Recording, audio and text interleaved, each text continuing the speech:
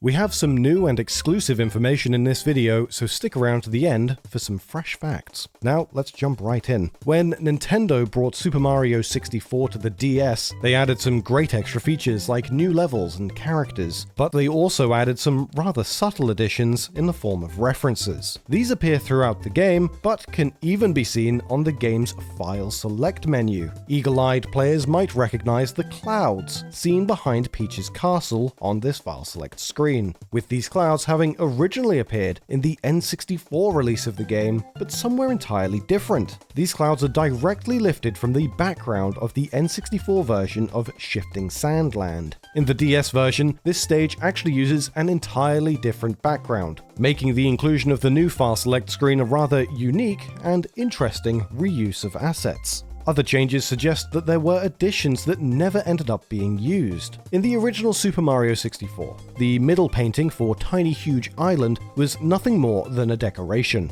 However, in Super Mario 64 DS, a closer inspection of the painting from the side reveals a curious detail. It appears to be covering up a white square, which is used as a warp for paintings that actually whisks you away to a level, with the player having to jump through the painting texture and into this white square to trigger the transition. This suggests that the middle painting was intended to be a warp painting at some point during the game's development, though this is just speculation. Of course, one of the biggest additions to the DS port of Mario 64 is the fact that you don't even play as Mario for the majority of the game's opening, instead taking control of Yoshi. With the addition of new playable characters, new mechanics were introduced too, such as Yoshi's ability to consume anything that attempts to stand in his path. This doesn't just include enemies, but even friendly creatures like the baby penguins found on Cool Cool Mountain. These penguins must be reunited with their mother, but as Yoshi is incapable of carrying objects, this mission cannot be completed as Yoshi. Yoshi can swallow the penguin instead, prompting a message to appear that reads, "Aye, please don't eat me. I promise that I don't taste good. Plus, I'll give you cavities." But there is code hidden away deep within the game's files that reveals a second message was once intended to be shown, specifically linked to the baby penguin. And this message isn't quite so innocent. This message can't be activated through normal means and requires the use of hacking tools, and reads, "So it is true that there's a monster that eats naughty kids." A message you wouldn't expect to see in a Mario game, and especially not about Yoshi. Though maybe we've just looked at Yoshi wrong this whole time. The game has another interesting effect associated with the green dino that may give more evidence of his monstrous ways. While playing as Yoshi, if the player manages to throw an egg on the exact frame that they stomp on a Goomba, it'll cause the game to become severely glitched. The effects of this glitch are numerous, but one consequence is that Yoshi will gain an incredible amount of speed, letting the player dash through levels at a lightning pace. It isn't all glory with this glitch, however, as it can also cause the game to become corrupt, making it impossible to complete certain areas, and ultimately, the game may even crash entirely after some time. Unfortunately, this makes the glitch impractical for speedrunning, as the detrimental consequences of crashing vastly outweigh the boost to a player's speed. Of course, any good Nintendo handheld will have more than just the main man Mario. They have to have a Pokémon game, or 9. HeartGold and SoulSilver saw improvements to the original Game Boy titles, with not just some quality of life improvements, but also updated graphics more befitting of the improved hardware. Of course, art goes through many iterations during development of a game, and these titles are no different. Thanks to the ability to dissect a game's data, and the team's decision to not sweep through their files before publication, it's possible to find some, less improved versions of the game's graphics. Hidden away in the data for these remakes are unused assets that appear to be crudely drawn depictions of some of the game's iconic creatures, like this rather crude yellow circle donning a curly do, which somewhat resembles the look of a Jigglypuff. Another image shows a jumbled up version of a basic looking Electrode, as well as this yellow dino looking guy who might be a Pokémon, or might not be. It's hard to tell. Skipping forward a few years in the DS's life, Pokémon Black and White also has some interesting facts surrounding its titular monsters. One such creature is Ardeno, whose design was created for the Pokémon anime series first and foremost. Ken Sugimori, one of the staple artists to the franchise, stated in an interview that there was, quote, one reason, and one reason only, to its design. He wanted to create a Pokémon that would be well situated beside Nurse Joy, in the same way as Chansey fit well during the first generation of Pokémon. Well, that was the main reason, but he also stated that there was a rather simple secondary reason to its creation. Oh, and also because they needed one more cute Pokémon. Okay, so there were two reasons. There's going to be some exclusive Pokémon facts coming up later in the video, so as usual, be sure to stick around for those. But before we jump into more DS trivia, a word from this episode's sponsor, Displate.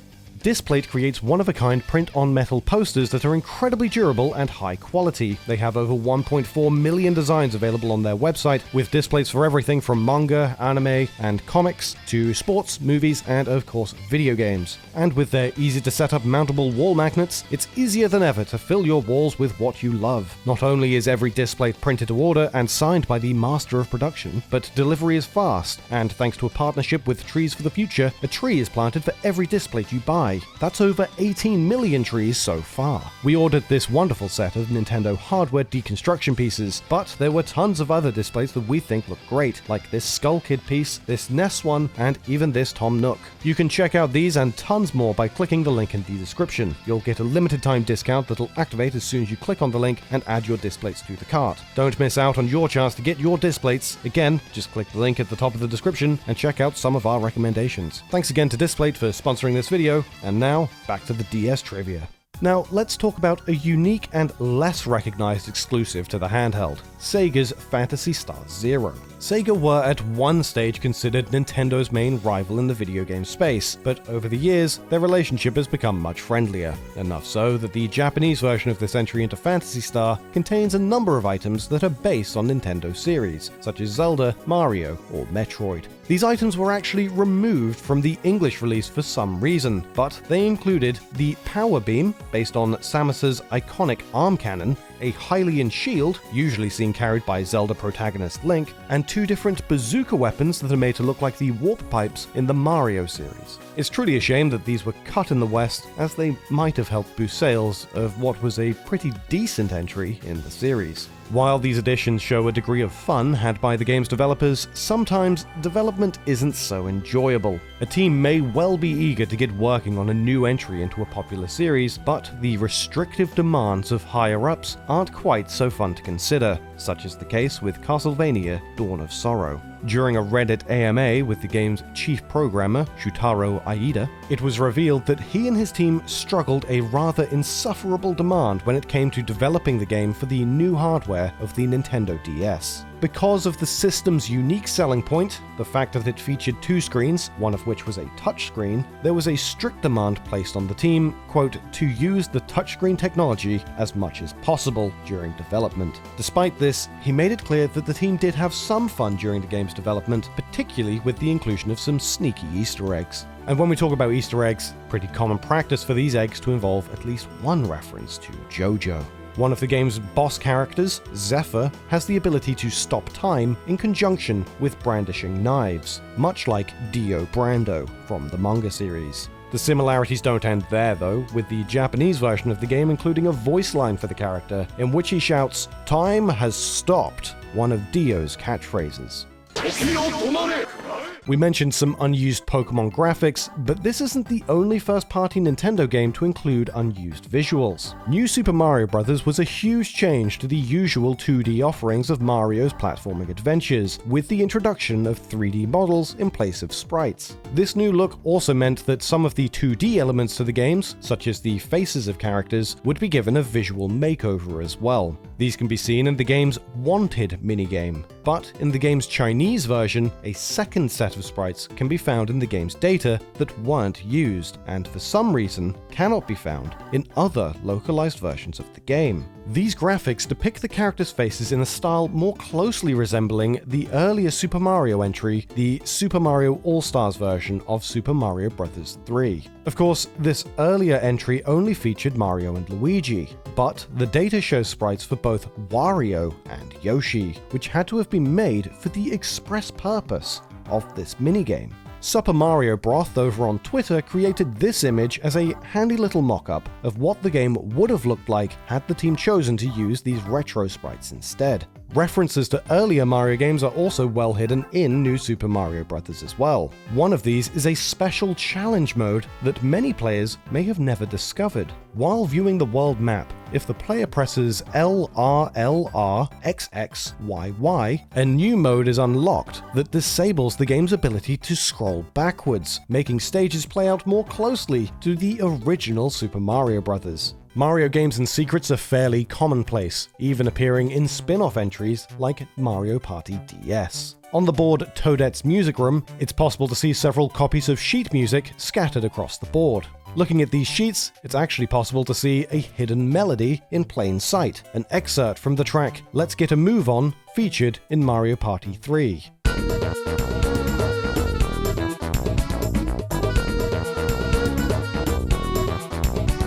Another secret, which may actually be a bit of an oversight, comes in the game's preferential treatment of Player 1 during a 2 or 3 player match. When playing with other players in a game that has CPU players, Player 1 has the distinct advantage of being somewhat ignored by the CPU, who will actively choose to steal items from other players first, before even considering stealing from the first player. The CPU runs through a logic cycle, choosing to steal from the higher numbered players if they have any items, before running down the list from player 3 to 2, then finally to 1 should the other players not have any items to nab. Now, it's no surprise that we're big fans of discovering unused data in the files of our favorite games, and with Ghost Trick Phantom Detective, this is no different. The game may be one of the highlights of the system for us, but it also contains data that references another game known as a system highlight, the PlayStation smash hit Final Fantasy VII. An unused musical arrangement can be found in the game's data which plays out Tifa's theme, likely made by the devs as a means of testing their game's sound font before implementing any of the original tracks created for Phantom Trick.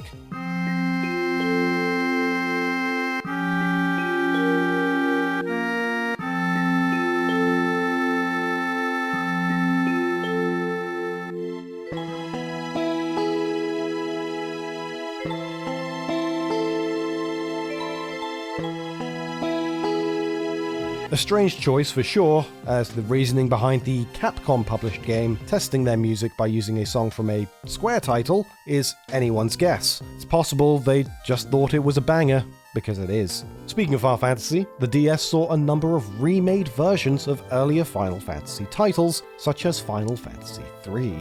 This remake may have been published in 2006, but Square had been trying to remake the game for at least 6 years prior to this. A Final Fantasy III remake was announced in early 2001 for the WonderSwan, a Japanese handheld that didn't exactly make a huge splash in the console market. This would have made it the first and only 16-bit remake of the game, but it was cancelled at some point, likely as a result of the discontinuation of the WonderSwan, which faced a crushing defeat when pitted up against Nintendo's Game Boy Advance. The company made considerations on how they could still remake the game, considering a potential remake for the PlayStation 2, but ultimately it was decided that it would be best suited for the Nintendo DS. In 2007, Hiromichi Tanaka, the game's director, told Eurogamer, "Although there were several opportunities to redevelop Final Fantasy III, we simply couldn't do it, up until about 2 years ago, which was about 15 years after the launch of the original game. At that time, we were considering developing it for PlayStation 2, but then we heard from Nintendo about their new handheld platform, the Nintendo DS. And they asked us if we could please make Final Fantasy III on that platform instead.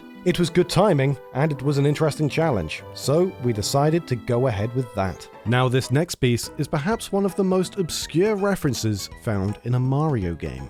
Super Princess Peach changed things up for the Mario series, putting the usual damsel in distress into the starring role. But another character from Nintendo's history can also be found, but you'll be hard-pressed to actually find it. Super Princess Peach features an enemy called a starfish, which doesn't really do much besides introduce another challenging discovery for the game's glossary, only appearing in 3 places throughout Peach's entire adventure, and even then, it will only spawn on rare occasions. This means that some players can get their way through the entire game without ever seeing it. This starfish is in and of itself a reference, being based on the hero of the legendary Starfy series, a set of games developed by Tose, the same team behind Super Princess Peach. The only real difference between this enemy and Starfy is a simple pair of sunglasses. Each encounter with this enemy depicts it differently. In one case on Wavy Beach, it can be seen sleeping on a blue mat.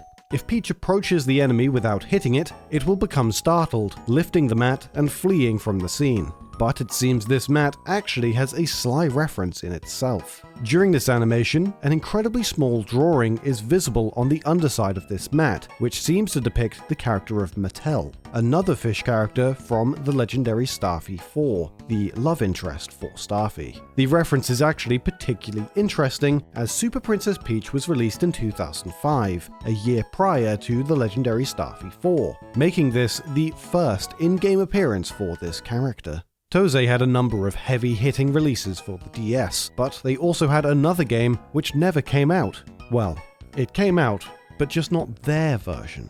One of our personal favorite games on the DS was a new take for the Tetris series in Tetris DS. But Nintendo's in-house creation wasn't the first time a developer attempted to create a Tetris game for the new handheld. In 2016, the Cutting Room Floor discovered and released a prototype copy of a Nintendo DS Tetris game which was developed by Tose and was lined up to be published by THQ, also under the title of Tetris DS, though it was later cancelled.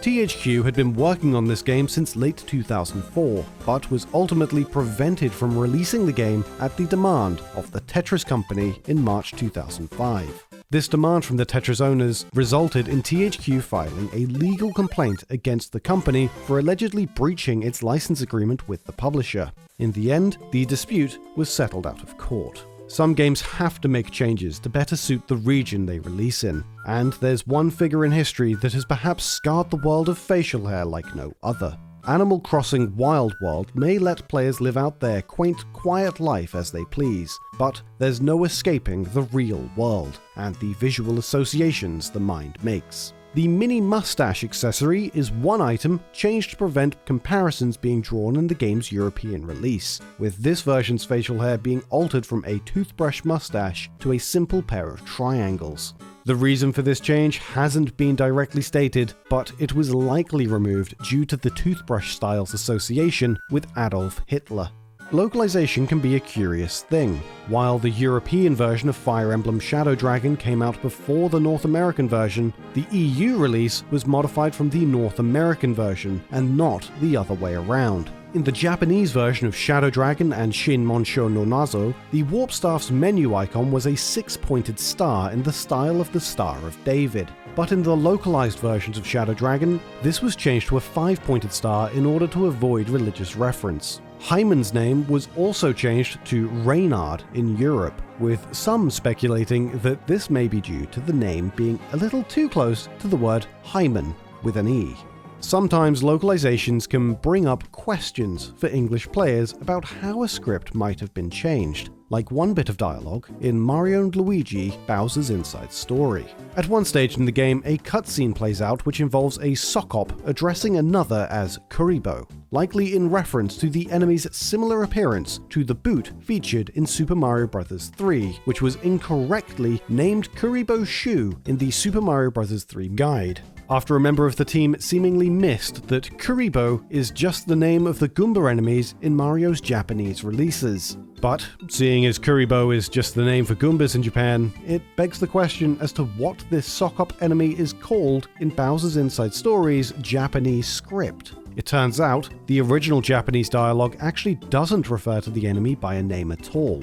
The English line, "You're such a hog, Kuribo," was originally, "You already have a block for you to suck on, Chew." This means that the English release had its dialogue changed in this case as a simple means of introducing a small reference for Western players. Another RPG outing for the brothers released on the DS with Partners in Time, which has a curious glitch that can be exploited by the player to get fat stacks of cash. When selling an item, if the entire stock of a specific item is sold, it will disappear from the player's inventory list and the selection cursor will be moved to the previous item in the list. If the player sells the entire stock of a particularly expensive item, such as a shroom badge for 132 coins, and then presses A on the first frame after it disappears from the inventory list, the previous item in the list will be selected. However, because of a glitch, the item that has now been selected will be given the sale value of the last item sold. This means it's possible to sell an expensive item and then sell a large quantity of a cheap item for the price of the expensive item, resulting in enormous profits.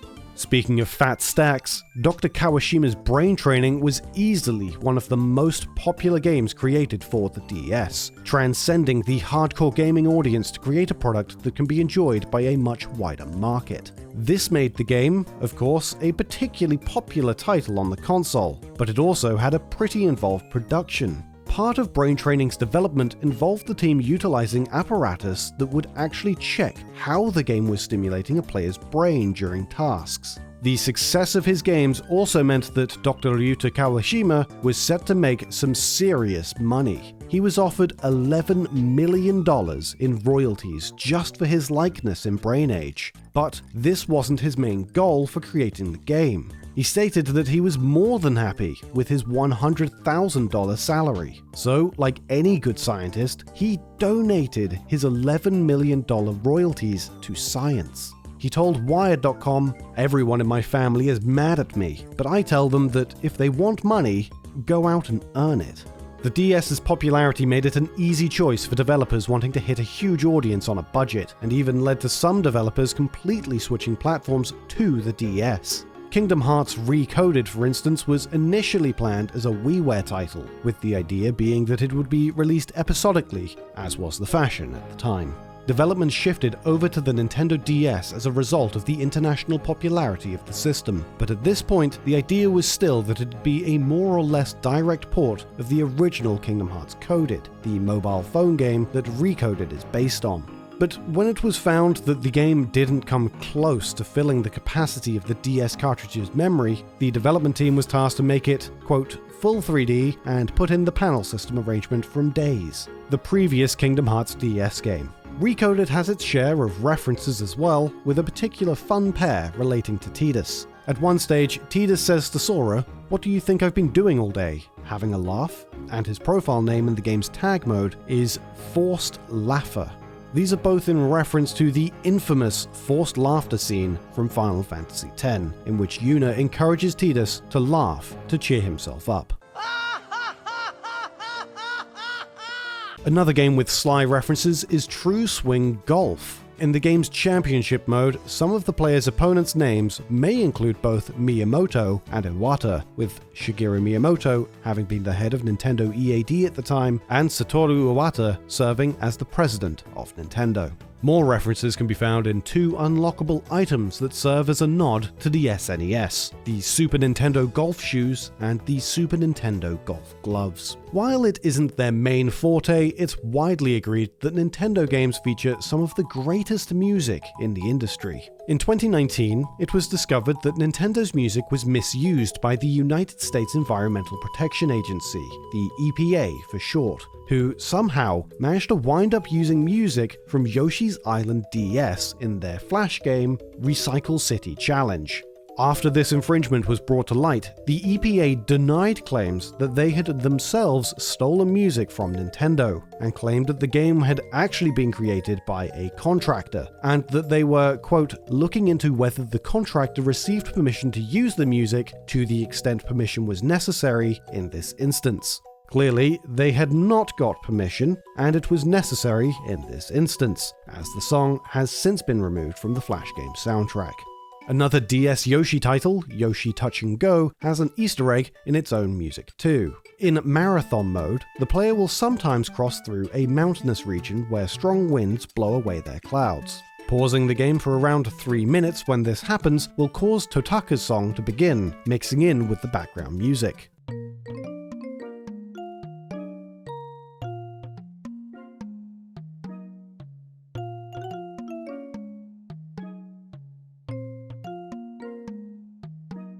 Totaka's song is a tune that regularly appears as a small secret in games worked on by Kazumi Totaka. Kazumi Totaka had composed the music for the Game Boy game X, and returned to compose music for its DS sequel, Xscape, where he once again inserted his signature secret tune. Not only that, but Totaka's song also appears in a similar place to its appearance in X. If the player saves the fake doctor from planet Mapate and brings him to the base on Modari, and then speaks with their robot until it asks, "What's that?" the game's music will change into a strange, distorted tune. By waiting here for 3 minutes, the key length of time for Totaka's song, it will begin to play.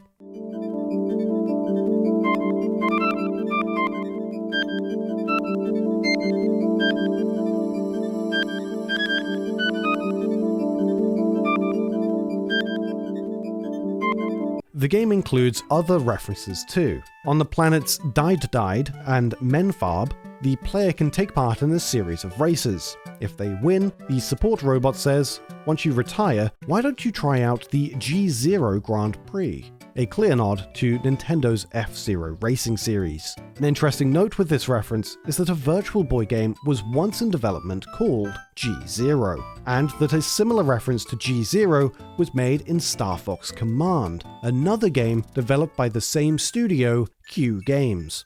And now we have a few pieces of exclusive trivia for you, starting with a DS cult classic. In a newly translated Nintendo Online Magazine interview from January 2010, staff at Hotel Dusk's development studio Sing revealed that the game wasn't always intended to be played in the vertical, book-like fashion it is now. It was originally horizontal, but the creators weren't able to effectively portray the conversations, and could only really display the face of the other character due to the aspect ratio of the screens. Another interesting tidbit from the interview is that when working on the game's sequel, Last Window: The Secret of Cape West, one of the programmers had never seen a record player in real life.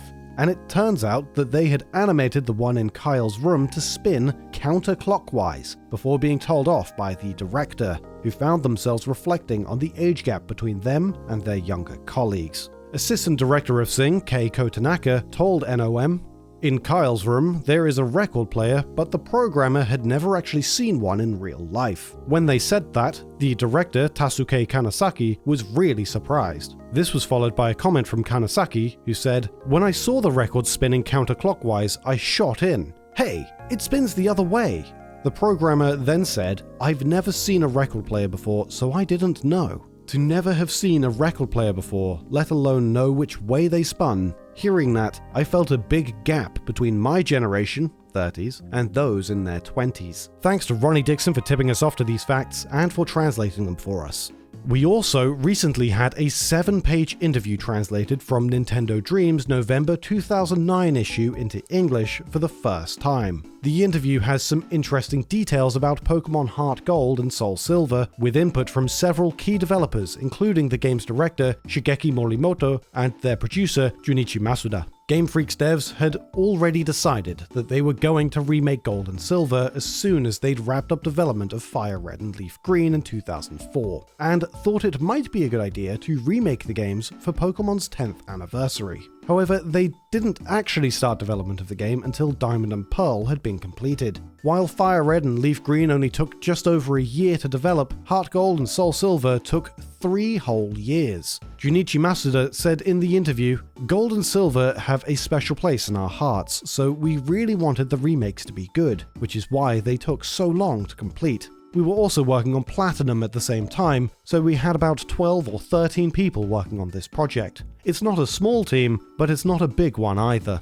Early on, Game Freak thought Gold and Silver are good enough already, and considered just upgrading the presentation. But they started hearing about how high fan expectations were, and decided to add lots of extra features, which lengthened production. Masuda said, "There was a strong feeling of, let's make them even better, let's throw in some surprises, let's surpass Red and Green." When asked why they added extra words into the title, director Morimoto said, "We did the same thing with Fire Red and Leaf Green, so we wanted to add flavor by calling them XXX Gold and XXX Silver. We considered a lot of options and thought about things like how you can walk around with Pokémon and the relationship between Ho-Oh and Lugia.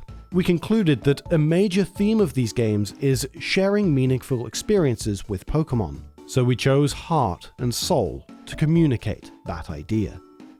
Did you also know that in its early days, the Minish Cap was shaping up to be more similar to Majora's Mask? Or that the staff on Pokémon Ruby and Sapphire had to cheer each other on just to get through the day? For more facts on Game Boy Advance games, check out the video on screen. Don't forget to subscribe, and thanks for watching. Special thanks to Ronnie Dickson and Jacob Newcomb for the Japanese translations. See you next time.